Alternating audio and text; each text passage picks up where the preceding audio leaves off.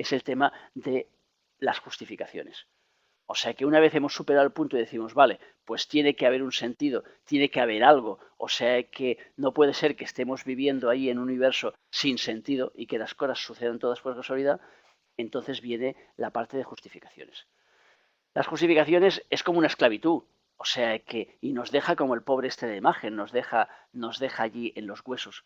Porque claro, la justificación lo único que hace es que nosotros le demos vueltas a una historia que en realidad no se sostiene, pero que nosotros le vamos dando vueltas y vueltas y vueltas para quedarnos enganchados a ella, para intentar, pues, darle un sentido, algo que generalmente no lo tiene.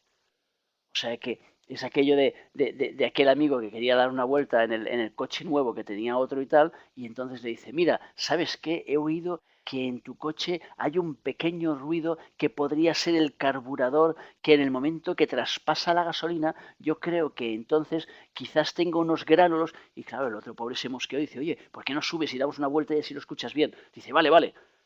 En realidad, que lo único que quería era una vuelta, era mucho más sencillo decir, oye, tienes un coche muy chulo, me encanta, me gustaría dar una vuelta en él.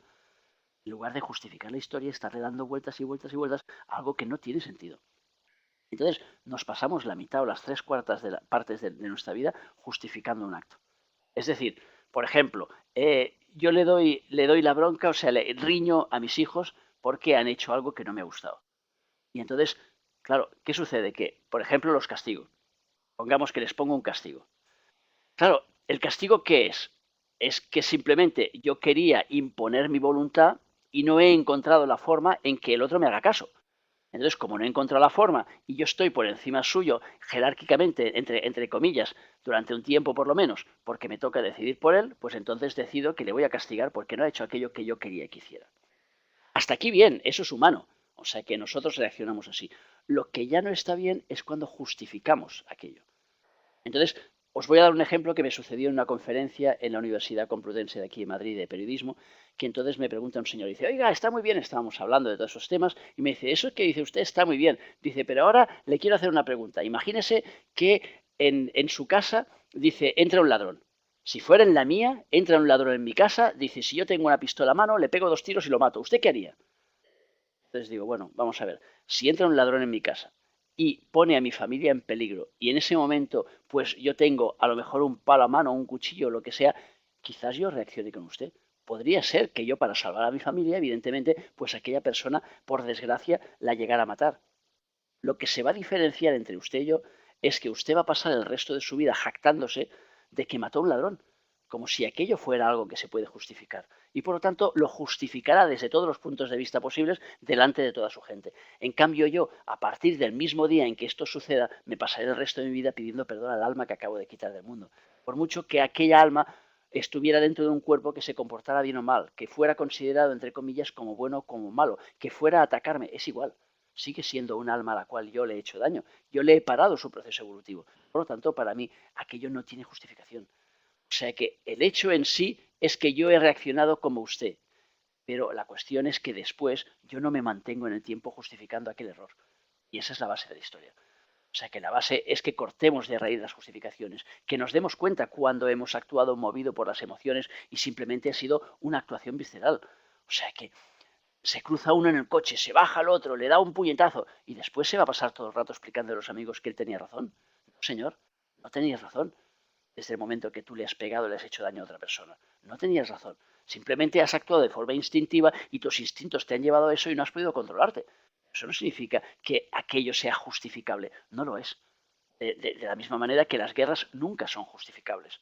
Porque acaban matando gente y acaban destrozando familias, acaban haciendo daño. Con lo cual, sin darnos cuenta, nos pasamos gran parte de nuestra vida justificando un montón de actos que no necesitan ser justificados, porque por otro lado, tampoco hay nadie que nos esté allí controlando para decirnos, oye, justifícame todo lo que has hecho hoy. No.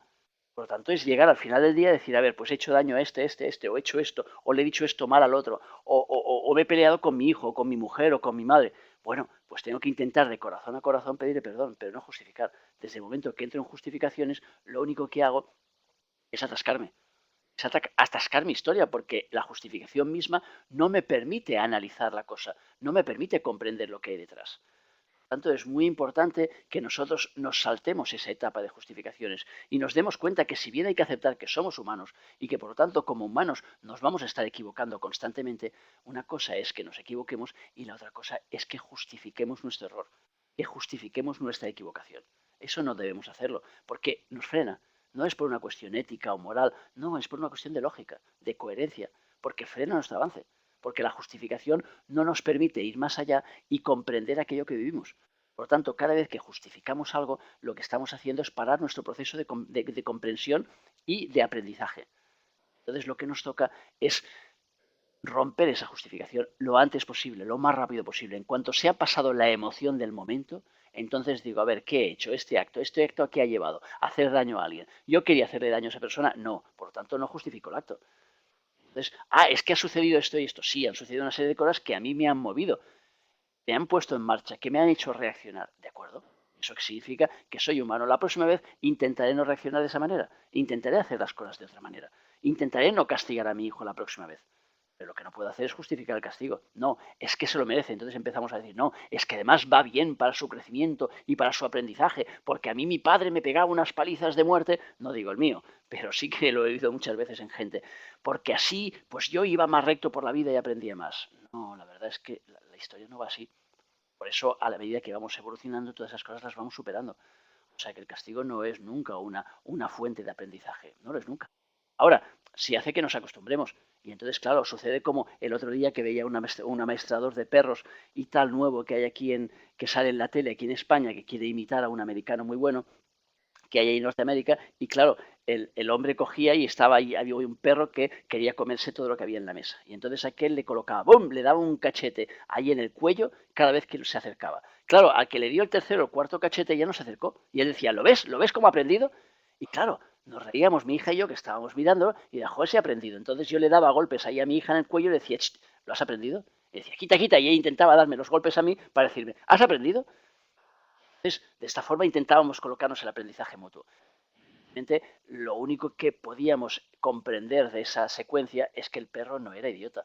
O sea, claro, tú le atizas al perro y le vas dando golpes cada vez que se acerca algo, jolines, y lo comprende. Pero el asunto no es ese.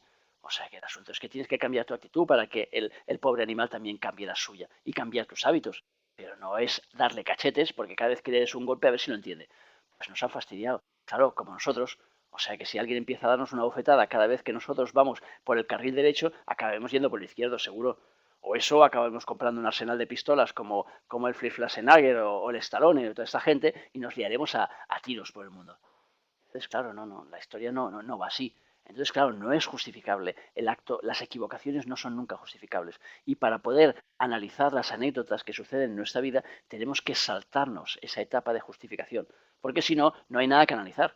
O sea que si nosotros justificamos que aquello ha estado bien, pues ha estado bien, fantástico, maravilloso, vamos a pasar a la siguiente. Pero en realidad te das cuenta que no, que si te has peleado con alguien, si has hecho algo a alguien, si has tocado el corazón de alguien, aquello no es bueno, aquello no te ha dejado bien, no te ha dejado a gusto. Entonces no se puede decir que aquello sea bueno.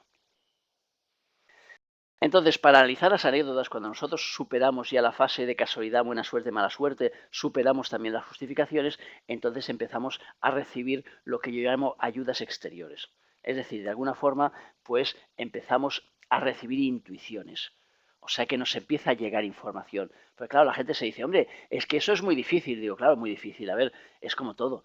O sea que cuando vas al gimnasio ahora en verano, por ejemplo, pues yo conozco gente, conozco preparadores físicos y entonces me dicen que cada verano les sucede lo mismo, que en el momento que empieza así un poquito, que se acerca el verano, pues entonces empiezan a ir muchas mujeres al gimnasio. Y entonces lo primero que les dicen, y se repite la historia cada año, y por eso me lo dicen a veces riendo, dices que claro, me vienen y me dicen, oye, dice, quiero reducir un poquito de grasita de aquí, un poquito de las caderas, un poquito de los glúteos, de las piernas, ¿sabes? La parte de dentro, incluso un poquito de la barriguita. Dice, pero cuidado, sobre todo, no quiero que me salga músculo, ¿eh? No quiero que me salga bola, o sea, que me salga bíceps. Y claro, los hombres siempre tienen que responder lo mismo. Dice, mira, ¿ves aquel de allá abajo? ¿Ves aquel machote, aquel tío que está con unos bíceps enormes, el tío que parece el Mazinger Z? Dice, sí. Dice, pues ese lleva 3 años viniendo aquí 6 días por semana. Aparte de eso, tiene un régimen espartano y aparte de eso se toma un montón de pastillas para poder crecer el músculo.